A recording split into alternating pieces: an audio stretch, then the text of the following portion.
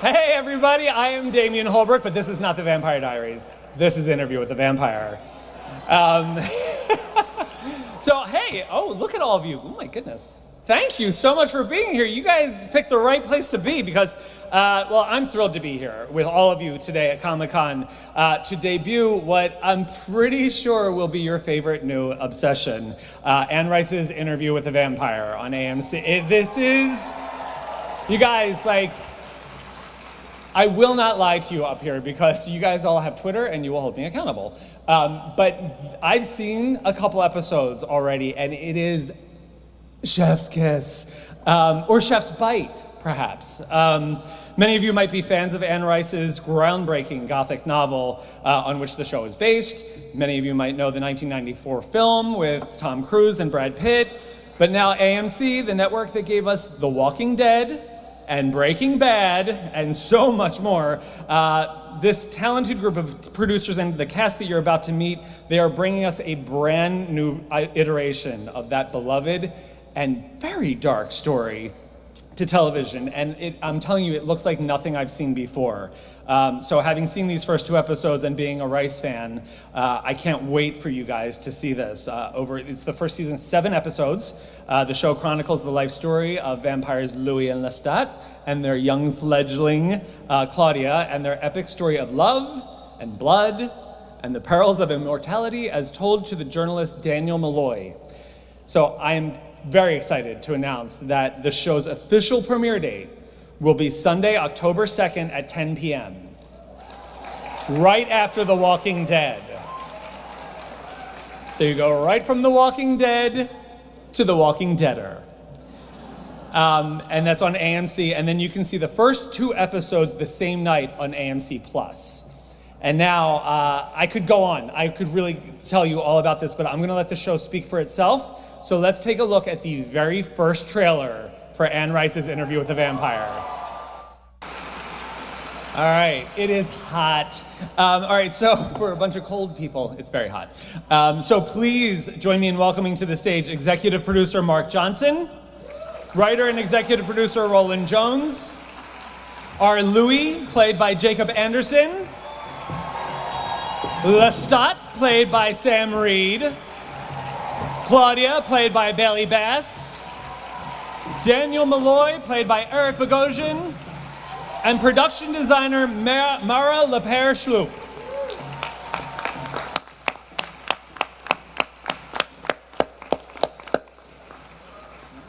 All right. Okay. Mark, let's start with you. Lord alive. All right. For those of us, people may not be familiar exactly with the story. Give us an overall premise for the series.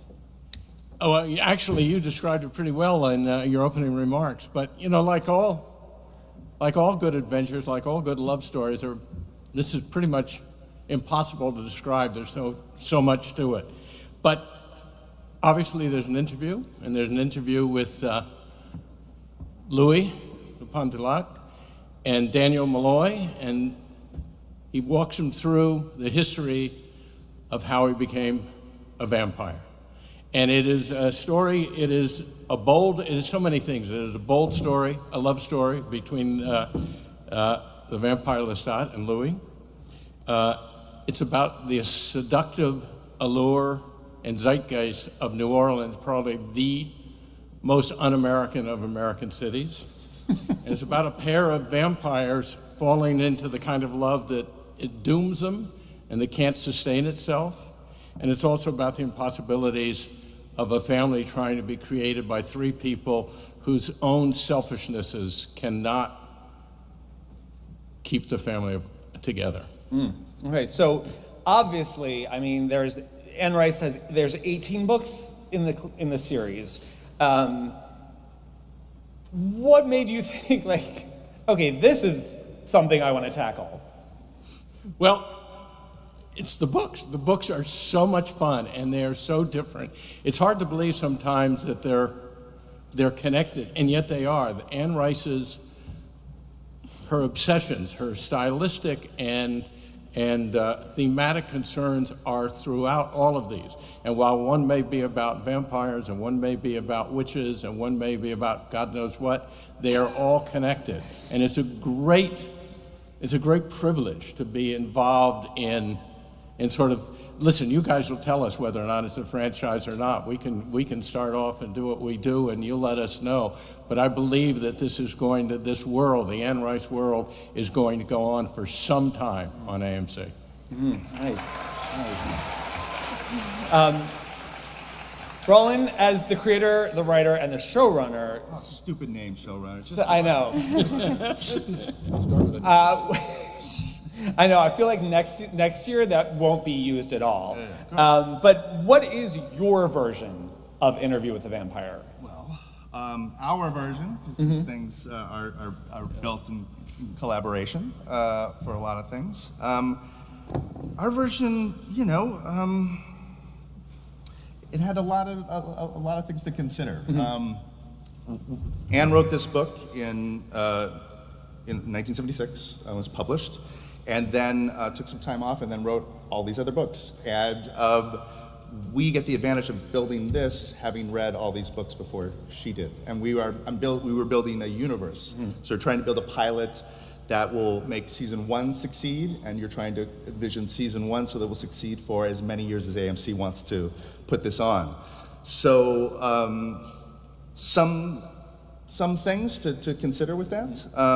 But for the most part, we stayed aggressively reverential to this. I know everybody's said, oh, they moved the timeline, they've done all these things. Trust me, folks, the tentpoles are here. The plot, the story of this thing is, I would say, even more reverential than the movie is. Stick with us for 6 or 7 episodes and you'll see. Here it is. It is a story about the investigative journalist Daniel Malloy, who is at the nadir of his career, and a box shows up at his apartment that has no address, and he opens it up, and there are cassette tapes marked 1973 with a letter from the vampire Louis de Pontelac. Louis de Pontelac. Asking if he would like to revisit an interview that did not go entirely well in San Francisco. And it season 1 chronicles the life of Louis de Lac. From the years 1910 to 1940. Okay. And his deep, toxic Fiona Apple album version of a relationship with the vampire Lestat and his daughter, sister. Sister. All the Claudia. things. And the idea of memory is a big deal here, about what we remember, the story that we tell ourselves about ourselves, and it is I think probably the two most aggressive differences between the book and this are Malloy is much better at his job than he was in the first job. They're both older and wiser and come from it at a different point in their lives, and that some version, a primordial version of the Brat Prince, who is really where Anne Rice landed on, has been put back into this book. Okay, That's essentially what you're getting. Okay, and I'm glad that you mentioned that there is. It's not a reframe. This is not a reimagining of this. This almost feels like a continuation where they're going back and filling in the blanks that maybe got missed because of Daniel's past. Yes. And I love that, because there's something very of the moment that you're able to build into this show while also spending so much time in 1910. We get a great advantage. The movie had 2 hours to sprint, and we're even in the first half of this book, we're getting almost 7 hours. And there's obviously a tremendous amount of beauty in this book, and then there are all this stuff that is in between. And again, one of the great privileges of being able to do this is we've taken so much of Anne's writing, and some of it is dialogue straight from the book, but some of it is this beautiful prose that she's written, and we have manufactured scenes where they come from a very, very centered place from them, and you're just going to be, it is just slathered with Anne's writing. And what were you most excited about either recreating or kind of like redressing? You know, there's such extraordinary mourning in this book. There's such a deep sense of pain in this book, and you know, getting to write a very, very old guy, an abnormally old guy looking back on this thing. I think that there's just, you have this sense that this book, for a certain segment of the world, was the book for them. And it's been really, really cool to slowly become one of those people. You know, when Anne passed while we were doing it, you know, you just kind of know that we're suddenly, whether the world wanted it or not, we're the people that are about to bring this out again. And you just feel the great weight, the great responsibility, and the enormous privilege of doing it. And it's really cool to build something for people who don't know these books really well, and then try to make something new for the people who know these books dead on. So we're not, there is a book, and there is a lovely movie, and there is this third thing that we are making. And AMC went all in. They spent a lot of money on a show that has some pretty transgressive things right in the front of it. Okay. Yeah, I mean, it's So I'm just gonna say it. Yeah. So when I first read that book, there was some stuff in it where I was like, I don't understand it, but it makes me feel good.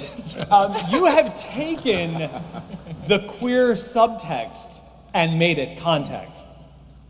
Yeah, it is, you aren't playing around. These two are lovers. Yeah, you know, it's what's really radical about that?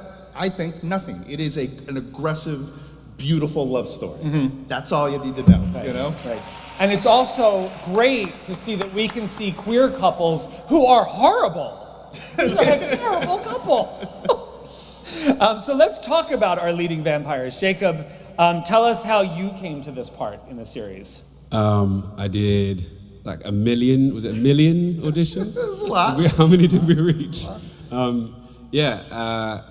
And Sam and I, we did a lot of chemistry reads over Zoom, which was a very interesting experience. Oh, yeah. We're on two different continents. And it really prepared you for like being a vampire, because I think I did my first screen test at 11 p.m., maybe midnight. So that's how I I mean, this is a boring answer. I auditioned, but I mean, he's skipping to the end. There were Right. hundreds and hundreds and hundreds of people before they're getting to this sexy moment. So, yeah. How did you find, like, had you been told about this? Was this like something that you wanted part of?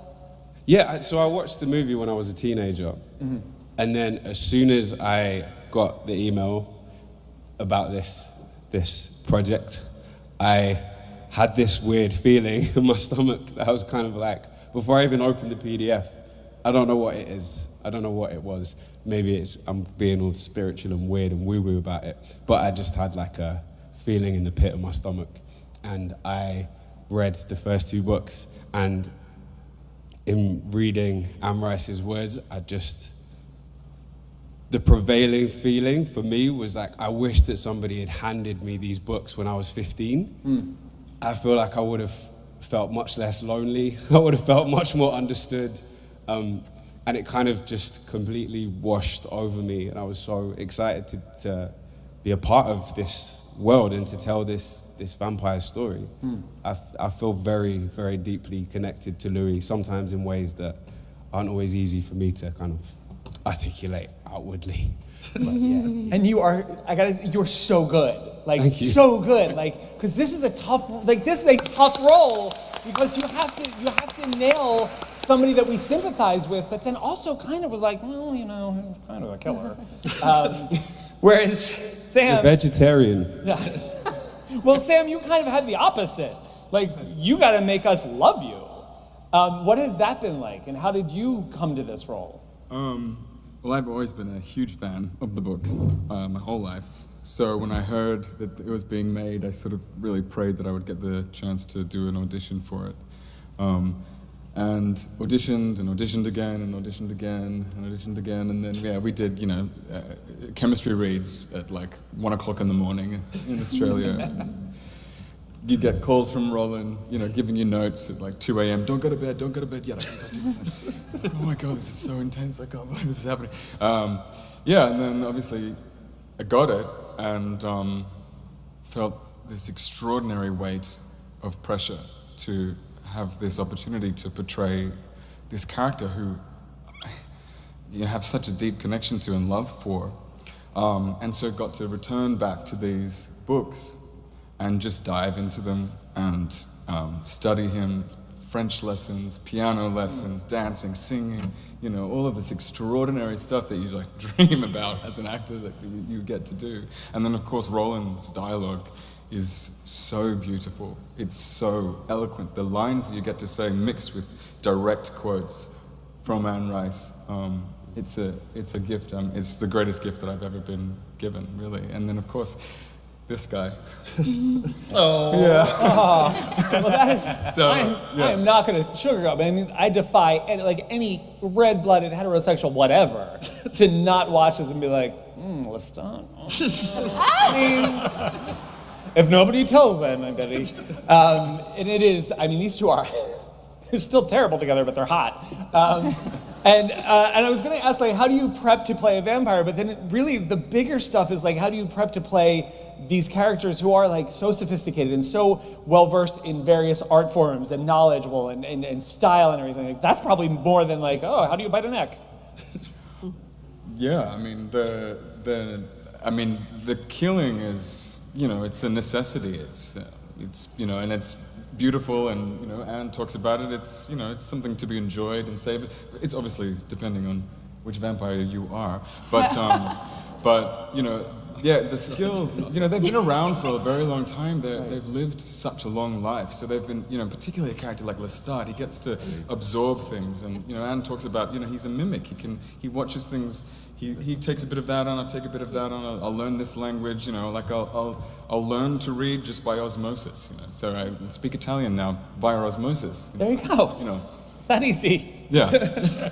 And speaking of living a long life, Bailey, you are a seasoned 19-year-old. This is just. I mean, so you weren't even born.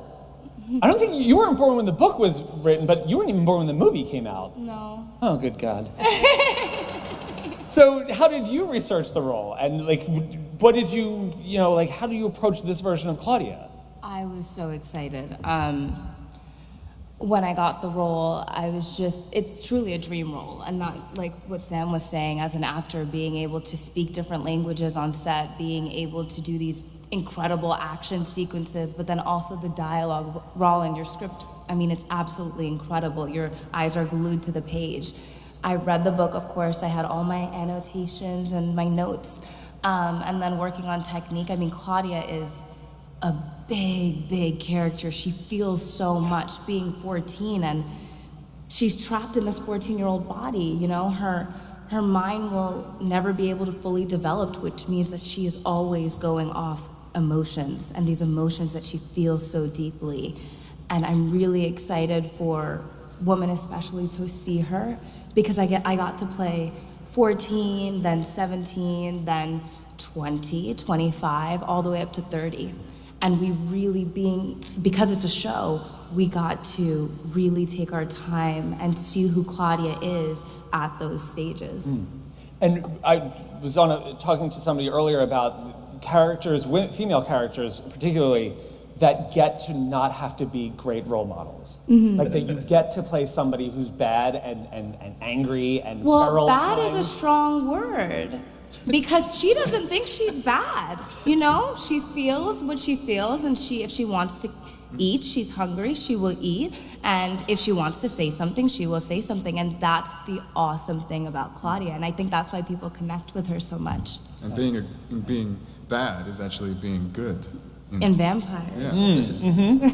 And now, Eric, the actual interview that is the framing mechanism, the interview between Daniel and Louis, it all hangs off of this. This is where we start with, and this is a little different than the original version of the book. obviously. What can you tell us about this? Like, how did you and Roland kind of address and develop this version of Daniel? Well, Roland pretty much told me what I'm going to be doing via the script, and the script is very clear that it's 40-something years later, and Daniel is no longer the boy. He is who was a very ambitious novice. You will always be the boy. He was a novice journalist, just starting out making tapes of this vampire interview. And now he's getting a second crack at it, and he's actually been through his whole career. He's actually been very successful and actually is on the downside of his career, and this interview is maybe his last chance to really grab the brass ring. And it's dangerous. I mean, hanging out with vampires isn't the healthiest thing in the world, and he wants to go get that story, but he's a much craftier journalist than he was when he was a kid, and he's going to get the story, and he's not going to get lied to. He's not going to let Louis tell him a version of the story. He's going to get the story. And so, at any rate, it's very. When I got the day before I got the call to do this job, I was thinking, there's one last thing I want to do in this world, and that's play a vampire. And the next day I get this call for interview for the vampire, and I'm thinking, all right.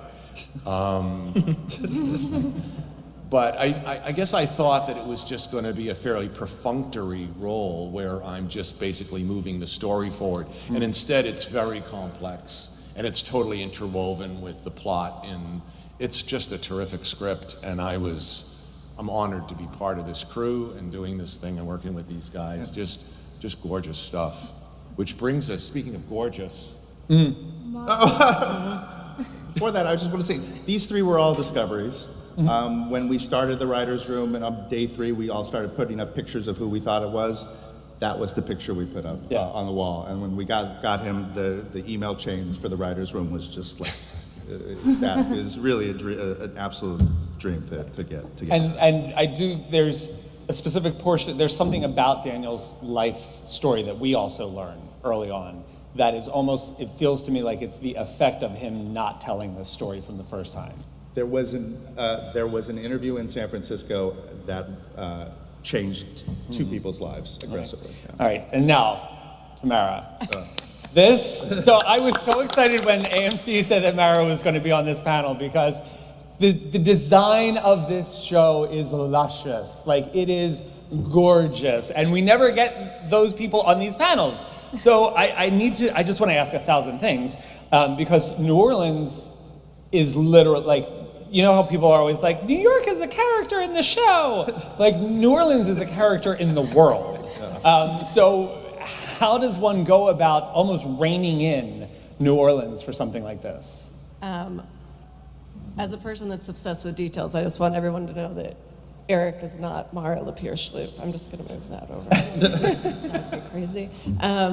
I read the novels when I was a young child, probably too young, and I think it wasn't until an interview actually about this show that I realized how deeply embedded the world building that Anne did in the books, it was ingrained in me, and I had a kind of crisis of understanding where I was like, oh my God, that's why I live in New Orleans now, is because I read these books when I was like 11 years old. And I think when I first heard about this show, I was like, oh my God, the pressure, whoever this designer is gonna be to get this right, because Anne's books are so rich with detail and so vivid in depicting an essence that exists only in New Orleans. You know, it's a very special place. And then when I read Rollins' scripts, which changed the time period and put us into Storyville, New Orleans, which is an era that has rarely been depicted in film and television, and also doesn't exist anymore. It's a neighborhood in New Orleans that was torn down in the 1940s, and it only existed between the late 1800s till 1917. It was this 20-year period where prostitution was legal in New Orleans. So it's this mecca of vice, and it was equally exciting and overwhelming to think of how we were going to achieve this and to present a backdrop for these incredible folks sitting to my left. And I think what was amazing is I've lived in New Orleans. I got my master's degree at Tulane University. I met my husband, and so I've been there over 20 years. And I think for all of the crew that worked on this show, it's rare that we get to do a project that celebrates the city that we live in as much as this show did, and our crew was really celebrated by these folks, and it's a testament that I'm sitting here right now that they do really worship and appreciate all the folks that made this show. So I thank them all for letting me be here to be part of that. I mean, Mara's- she's incredible. Mara's work cannot be overpraised. The physical world that she put us all in is why we believe this show succeeds. Oh, wait till you see the coffin room. Oh my God. Wait till you see the coffin. Yeah.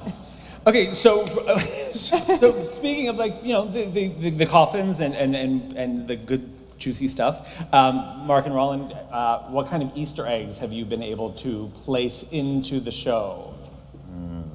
I mean, that's the whole point of the Easter. Yeah, they're not Easter eggs if we tell you. Where we're building a universe. Mm-hmm. So I'd say, and there's also a witch universe. It has we're all in the same city. I would say if you've read these 3 books, The Prince Lestat, The Vampire Armand, a little bit, and you know these books backward and forwards, every episode has something that has dribbled into this first book. There's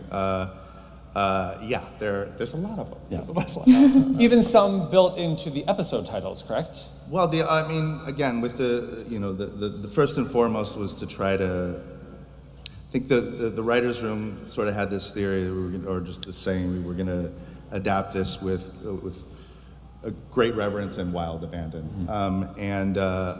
But we were always coming back to the source.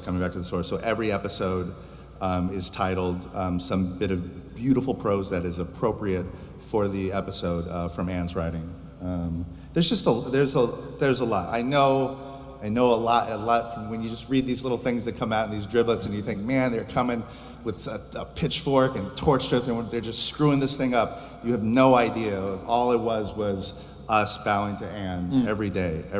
And that's exactly what it feels like. It actually feels like a beautiful tribute to the world she created, which is now kind of on your shoulders because you're spearheading the Anne Rice universe for AMC. So how's that feel? Daunting, but fucking cool too. You know, what an incredible gift. Another thing that I'm doing for AMC is this adaptation of Wuthering Heights, and this is this thing that is, elevated as great literature. And this thing, if that's literature, this thing is this thing needs to a new appreciation for where this is in the canon of American literature, and we're going to try to. All right. And I can tease that in the first episode you will hear a name that is very familiar to other readers. So I will just say that.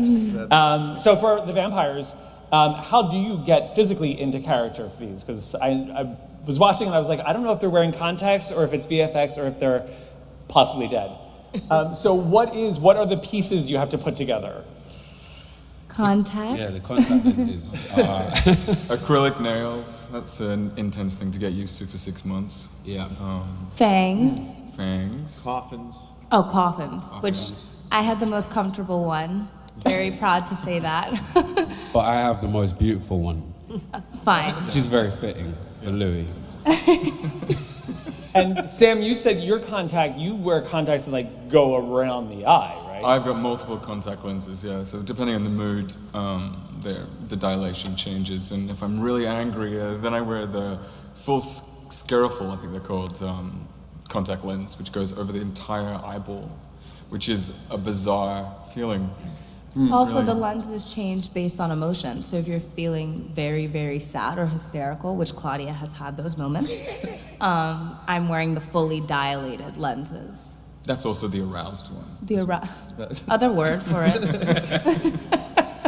We're going to do some audience questions if you have some. So I think the microphone is set up in the middle. There, oh, that light just came up. There we go. Oh, look, there's a bright light. Oh, look at that. You have to have courage if you're out. So before we go to this, I just, for Eric, Daniel, he goes back into the lion's den basically, and he has already had one battle with him. Does he ever, is he afraid of him still? Well, the definition of courage is being afraid and going after it anyway. He's afraid, of course he's afraid. He's scared, and he's trying to scare me, both as character and Jacob was also trying to scare me. Yeah, there's the fear, but there's the ambition too, and that's such a powerful force in him because he's so much older now. I mean, there's the whole thing of like, wait, I don't want to go. So then there's also the temptation. I mean, it's always sitting there. He says, you know, I can make you one of us if you want, and that's always there as a temptation as well. So it's very complex. It's wonderful. It was wonderful playing it. Yeah. Go ahead. Hi, my name is Marcy, and I'm a natural born medium and a Native American Kickapoo Nation. My question is, how will you be incorporating the dark gift that Lestat holds into the show, or will you be?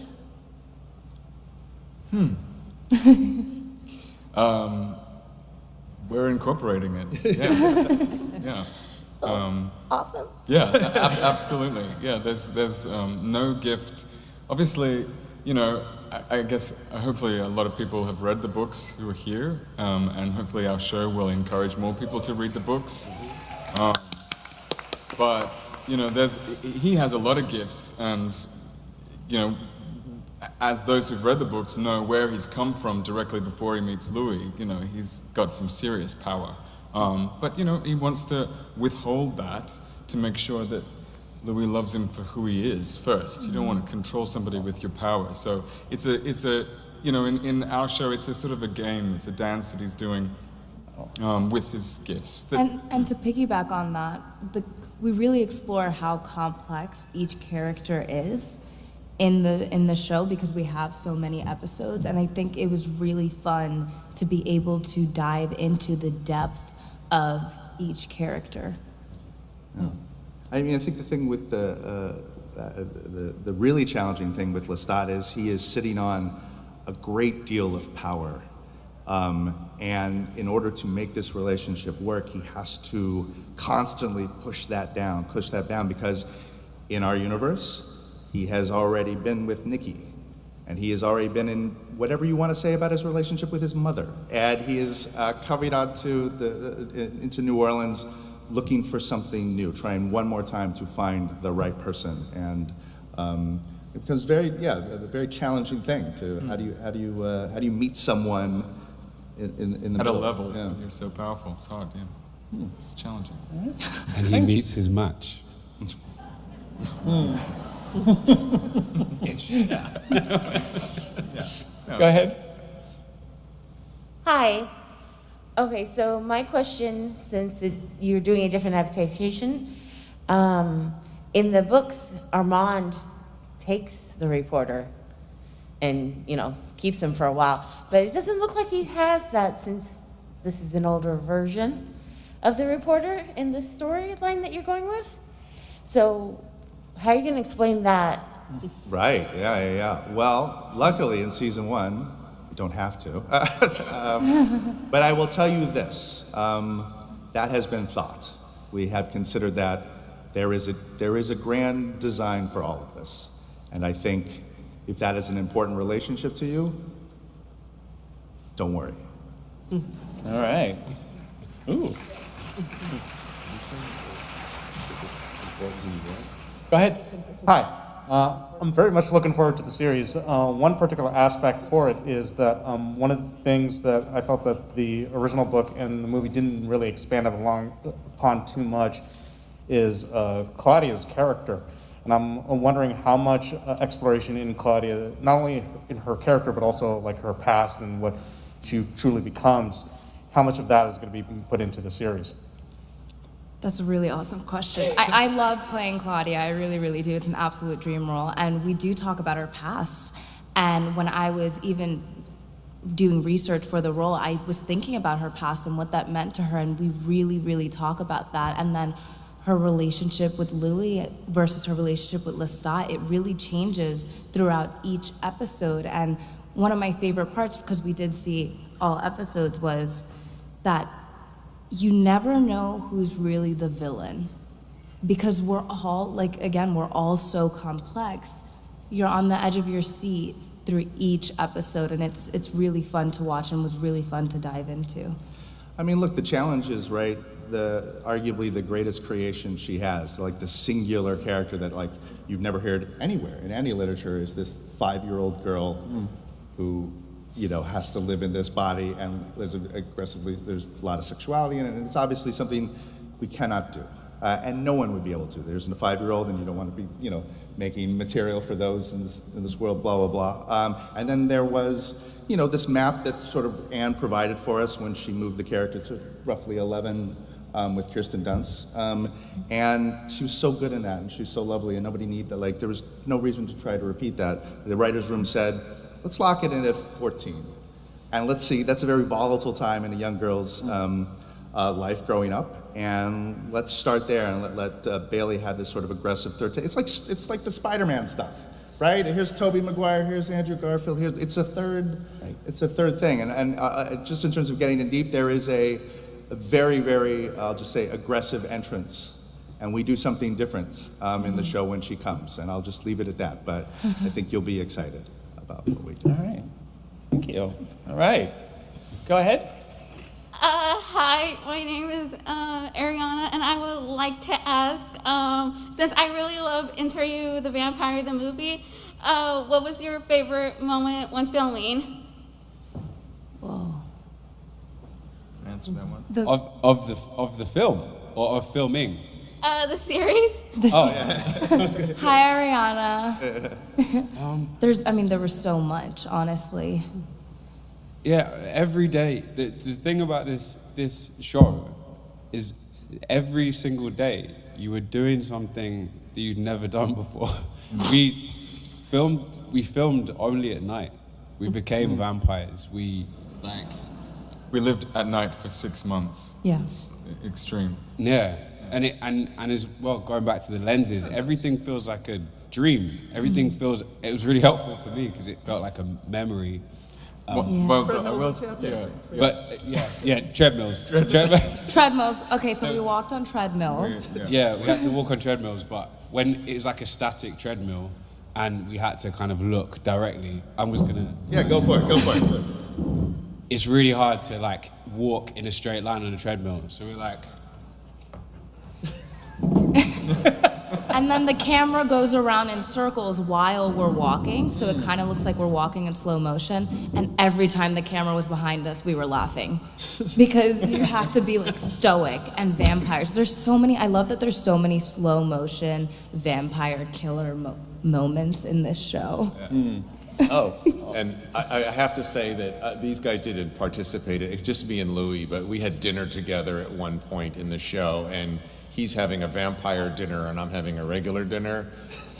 That was pretty intense. Yeah. There's humor in this. There's some really quite a scene. Intense, evil humor in this, morbid humor, which is really. Yeah, there's some definite dark humor. Yeah. The fact that at one point humans are referred to as savory inferiors. So I was just informed that I have to close the questioning now because we have an exclusive clip from the first episode that will show you Louis and Lestat meeting for the first time. So before I send you all home or wherever you're going from here, I want you guys to see this because then you'll understand why I'm so in love with the show. So let's roll that clip. Yes. All right. So, thank you guys all for being here. Let's give a big round of applause for the cast and crew of Interview with the Vampire.